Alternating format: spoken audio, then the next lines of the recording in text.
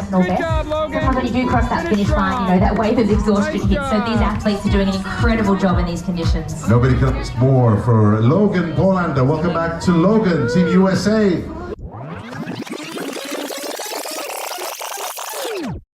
I've got a lot to unpack for this one.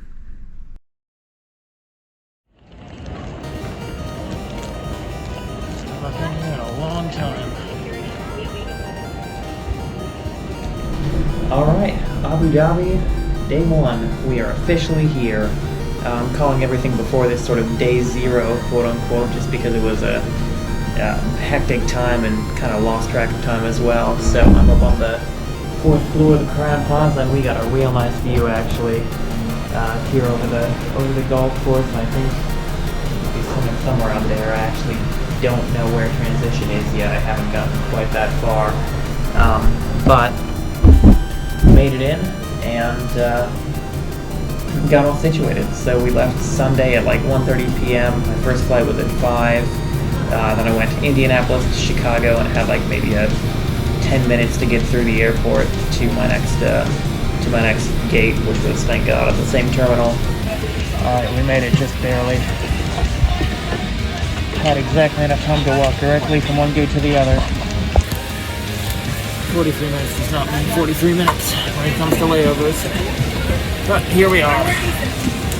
Went there from Chicago to Germany overnight, and then Munich to here in Abu Dhabi.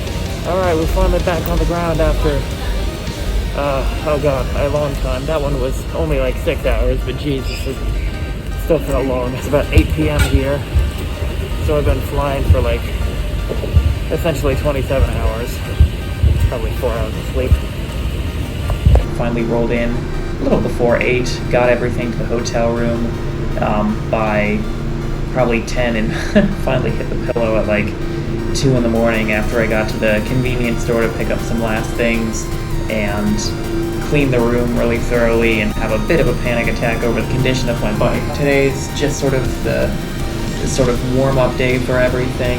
A lot of the big events start tomorrow, so right now I'm just using the time to get situated, get on my feet, spend some time making sure my bike was in good condition, and get that all put together. And now we're just kind of hanging out. I'm going to do a little bit of workouts just to stretch out the legs and everything. Probably spend the evening, talking to people and calling my girlfriend and figuring out my schedule for the next several days. And then tomorrow's when stuff really picks up. Tuesday through Thursday, we're mostly just getting used to being in Abu Dhabi, adjusting to the time zone and the temperature change, doing some light workouts, and otherwise staying off my feet, although I did have a little bit of time to have some fun and look around.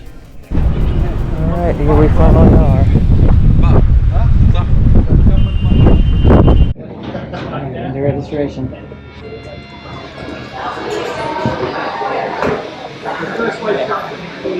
Registration? Thank you.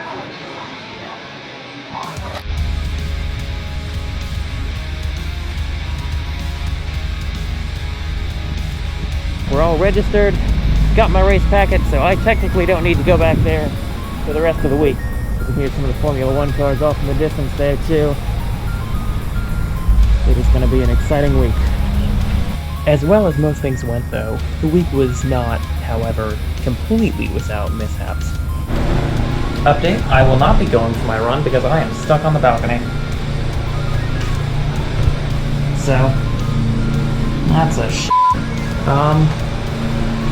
yeah, I guess I'm just gonna have to find my way inside somehow. The really fun part was that I had left my phone inside the hotel room as well, so I couldn't even call anyone, but I was eventually able to yell down to somebody on the first floor so they could send the hotel staff up to save me, and I could get on with the rest of my week. Looks like they're broadcasting the World Cup over there. How do you like that? Ferrari Museum, I think. That's exciting. No shortage of stuff going on around here, that's for sure.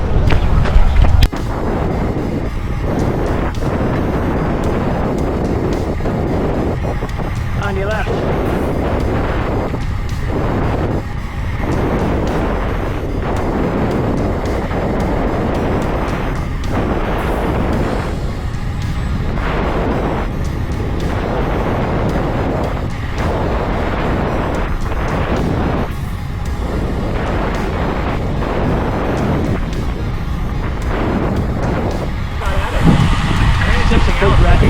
palms feel a bit better. Yeah. Right, guys! What the? Right! They told me to march. We kid you not. This is really part of it. Oh my gosh. That's a little scary.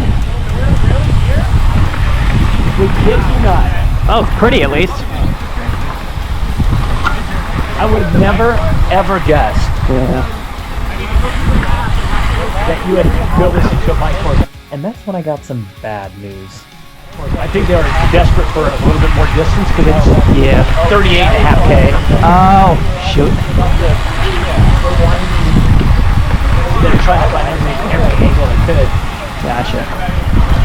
So I had to spend a lot of the week adapting my expectations mentally and knowing that since the course lengths weren't exactly correct, I wouldn't be able to use this as the benchmark race I really came here looking for.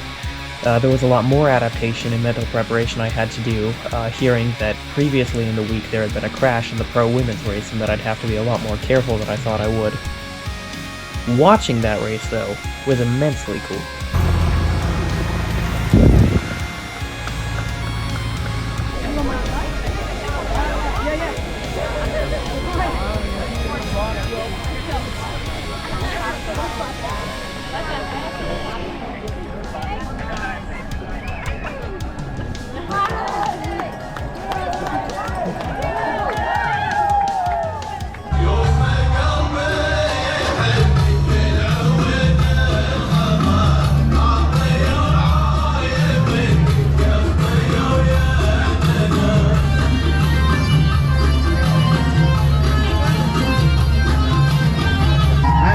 Biggest teams in this year's finals, the United States of America.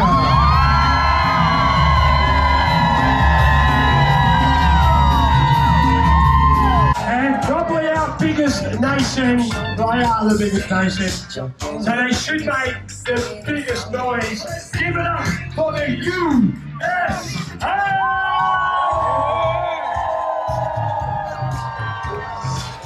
And the pro women actually weren't the only ones I got to see before the race.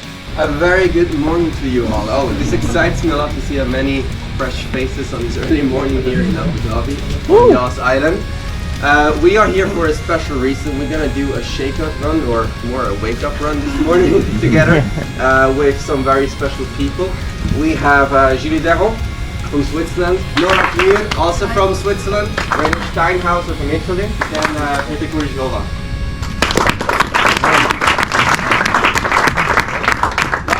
Please. It was on the ad, so everybody knows it. We also have Gustavian here. We are going to do this wake-up run now together with a good group of On ambassadors that we have here in the region. We have Aziz, we have Mohammed, and we also have Abu Bakr.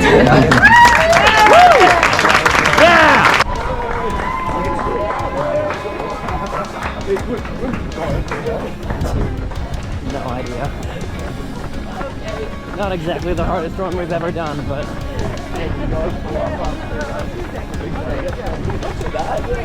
Glad I got out to see the sunrise, though. That was cool.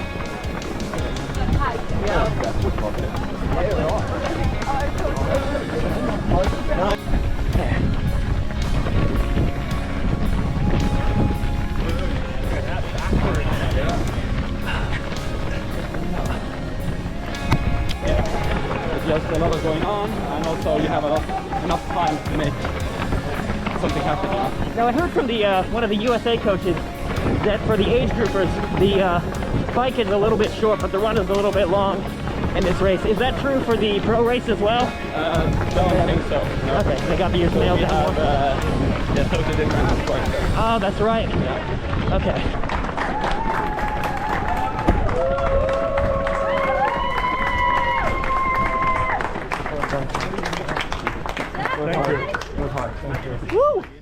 I had one more day of recuperation on Friday, spent that evening getting everything race ready, and then, before I knew it, Saturday morning was there.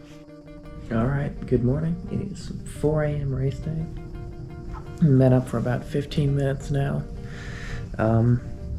We're getting ready to go. This is it. This is go time. I'm I think it's finally sunk in. You know, I'm not still absorbing it or anything, but here we go. 6:30 a.m. A little over 2 hours till race time. I'm ready.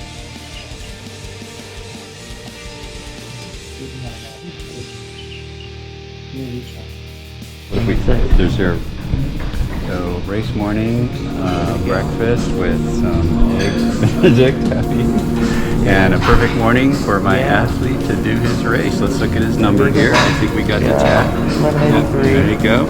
Yep. Alright, see you at the venue. Yep, see you there. Alright. T-minus 90 minutes till race time. Bike's all set up. Run stuff is all set up. Just gotta grab my gels. And everything is ready to go. Okay, so my bike is basically at the end of this row, A1. So I'll be running in here with the bike, or without the bike. Straight down here, run out is here, and you just run out that way. So that's simple enough. And I think for bike out, we go around this way.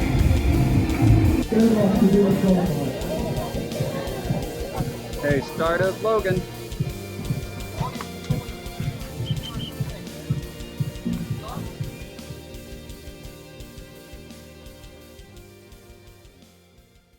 Alright, well, I'm going to do a brief race recap here, I guess.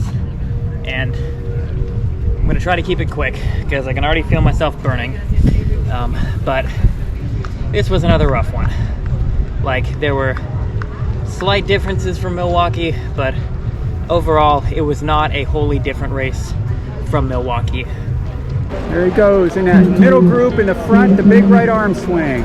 I think I'm in a place where I'm actually pretty happy with what my swim is. I'm not exactly sure what my time was, but I think it was like 20 minutes low.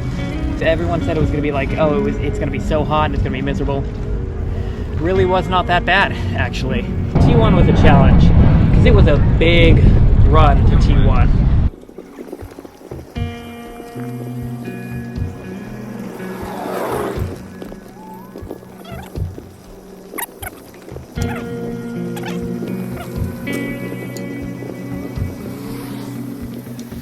Okay, so it's far. I'm glad I did this ahead of time.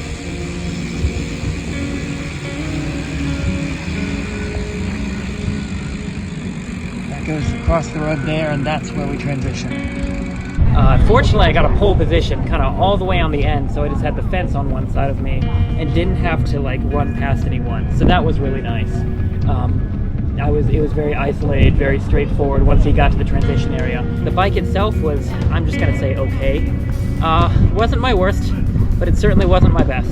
I did post a pretty good time, but I had a relatively average speed. I think I would have been right around an hour.